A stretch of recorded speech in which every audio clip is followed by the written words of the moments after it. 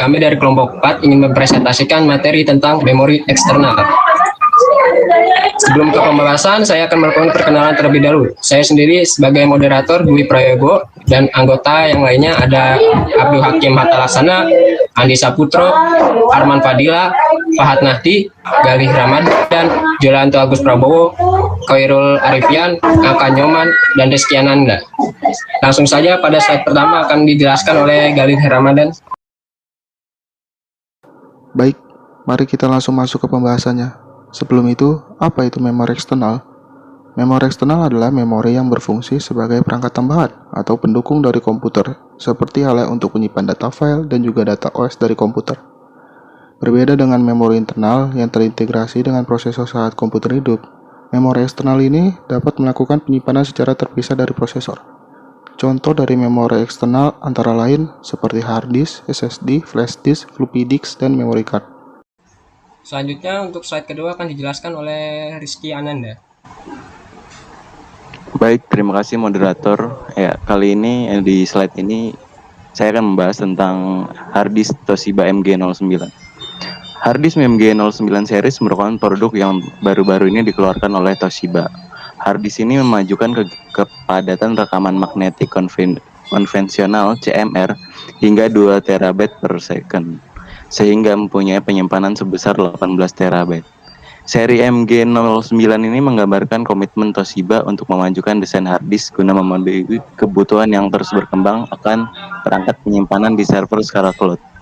Dengan kapasitas besar namun bentuk yang tetap ramping, Toshiba memanfaatkan teknologi EAMR, Energy Assisted Magnetic Recording, yang memungkinkan kepadatan lebih tinggi pada platter. EAMR merujuk pada penggunaan bantuan energi dalam melakukan penulisan pada platter hard disk, agar banyaknya bit yang bisa disimpan secara fisik pada platter makin banyak. Ukuran bit tersebut secara fisik perlu makin kecil dan jarak fisiknya perlu makin rapat. Sekian dari saya kembalikan lagi kepada moderator Dwi Prayogo. Ya baik, untuk selanjutnya slide ketiga akan dijelaskan oleh Abdul Hakim Hatta Laksana. Saya akan menjelaskan spesifikasinya, yaitu interface-nya yaitu SATA 3.3 atau SAS 3.0.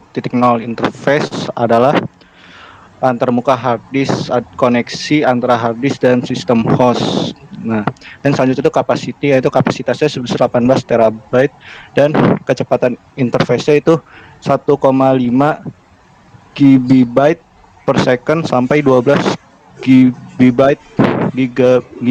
per second. Untuk rotation speed itu 7200 rpm. Rotation speed adalah banyaknya putaran yang dihasilkan perangkat keras piringan dalam 1 menit, yaitu rotation per menit.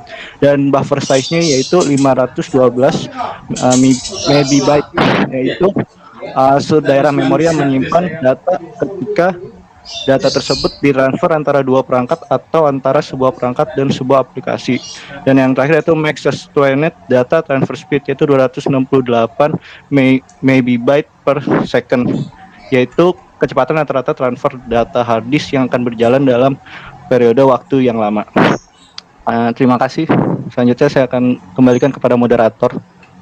Selanjutnya untuk slide keempat akan dijelaskan oleh Ngaka Nyoman. Baik, jadi untuk kelebihan dari hard disk ini adalah mempunyai penyimpanan besar dan dapat digunakan sebagai penyimpanan cloud server. Lalu untuk kelemahan dari hard disk ini yaitu kurang cocok untuk pengguna yang mementingkan performa dan tidak secepat SSD dan juga rawan bit sector. Baik, dilanjutkan ke moderator. Selanjutnya untuk slide kelima akan dijelaskan oleh Fahad Nahdi. Ya, terima kasih. Di sini saya akan membahas tentang SSD Gigabyte Aorus generasi 4 7000S. Aorus Gen 4 7000S SSD ini merupakan salah satu produk yang dimiliki oleh produsen ternama, yaitu Gigabyte. Produk tersebut baru-baru ini diluncurkan beberapa bulan yang lalu di tahun 2021. SSD ini diklaim sebagai PCIe 4.0 NVMe SSD dengan kecepatan read speed hingga 7 GB per detik. Ditambah dukungan pendinginan solid lewat desain thermal yang ekstrim. Aorus Gen 4 7000S SSD itu sendiri hadir dalam 2 varian kapasitas antara 2 TB dan 1 TB dengan interface M.2 2280. Aorus Gen 4 7000S SSD ini dilengkapi pengontrol Phison E18 terbaru yang memiliki 8 channel yang memberi pengguna kecepatan akses acak tertinggi, serta desain flash 3D TLC NAND dan cache SLC berkecepatan tinggi yang menghadirkan PCIe 4.0 ke dalam aktivitas penuh. Dari hasil pengujian di berbagai tempat bisa disimpulkan bahwa SSD ini 55% lebih cepat dari SSD PCIe 4.0, 2 kali lebih cepat dari SSD PCIe 3.0 dan 13 kali lebih cepat dibanding SSD SATA. Karena SSD Aorus Gen 4 7000S ini kecepatan bacanya bisa sampai 7 GB per detik dan kecepatan tulis hingga 6,85 GB per detik. Baik, terima kasih.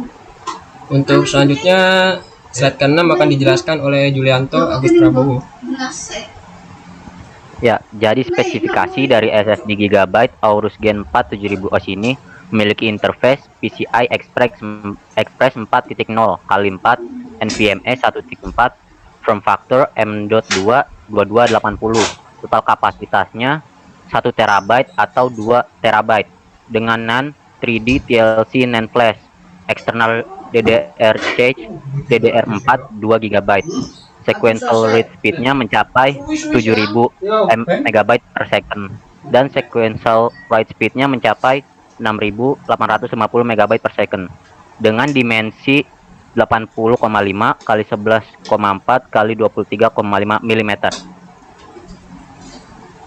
Selanjutnya untuk slide ke-7 akan dijelaskan oleh Andi Saputro. Terima kasih Dwi.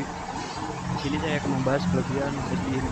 1. Kecepatan baca memori yang lebih cepat dibandingkan dengan generasi sebelumnya, yaitu PCI Express 3.0. 2. Kapasitas besar. 3. Dapat diaplikasikan pada mainboard AMD dan Nvidia. 4. Dapat dukungan pendingin solid lewat desain thermal yang ekstrim. Dan kemudiannya 1. Harga relatif mahal. 2. Kapasitas tidak sebesar hard disk di zaman sekarang yang bisa mencapai 18 TB. 3. Hanya bisa digunakan di slot PCI Gen 4 supaya performa SSD bekerja secara maksimal. Baik, saya kembalikan kepada Dwi. Terima kasih. Untuk selanjutnya slide 8 akan dijelaskan oleh Arman Fadila. Oke, lalu mana yang terbaik di antara keduanya? Semua kembali kepada kebutuhan dan budget user itu sendiri. Untuk performa, jelas kemampuan SSD jauh lebih tinggi dibandingkan dengan hard disk. Untuk operasi sistem, sangat disarankan menggunakan SSD karena akan mempercepat dan memperlancar kinerja sistem itu sendiri dengan kemampuan read and write-nya yang sangat cepat. Sebagai perbandingannya, PC dengan Core i5 yang masih menggunakan hard disk akan kalah kecepatan bootingnya dibanding dengan Core i3 yang sudah SSD. Tetapi, hard disk ini masih layak digunakan untuk penyimpanan data file jangka panjang. Kenapa begitu? Itu karena saat terjadi kerusakan, SSD biasanya langsung mati tanpa ada tanda akan kerusakan. Berbeda dengan hard disk yang lebih tahan lama, dan kita bisa tahu bahwa ada masalah jika write dan read hard disk tersebut mengalami kelambatan. Tapi, hard disk juga memiliki kekurangan, di mana hard disk itu rawan rusak karena guncangan. Karena teknologi dari hard disk ini masih menggunakan piringan yang berputar. Sedangkan SSD ini tahan guncangan, sebab dia sudah memakai chip memori. Terima kasih, kembali ke moderator. Untuk selanjutnya slide ke-9 akan dijelaskan oleh Khairul Arifian. Iya, baiknya bagaimana? Karena harga SSD jauh lebih mahal dibandingkan hard disk. Kita dapat membeli SSD dengan size 200 atau 500 GB. Untuk penggunaan data OS, kita dan aplikasi yang membutuhkan kemampuan berat seperti render pada keluarga Adobe, Android Studio, Blender, dan lain-lain. Sementara itu, kita dapat membeli hard disk sebagai file penyimpanan pribadi atau untuk file yang disimpan saja. Harganya pun jauh lebih terjangkau, akan tetapi kalian harus memperhatikan bagaimana cara meletakkannya karena hard disk sangat rawan dengan guncangan. Baik, sekian dari kelompok 4. Mohon maaf apabila terdapat kekurangan dalam presentasi. Sekian, terima kasih.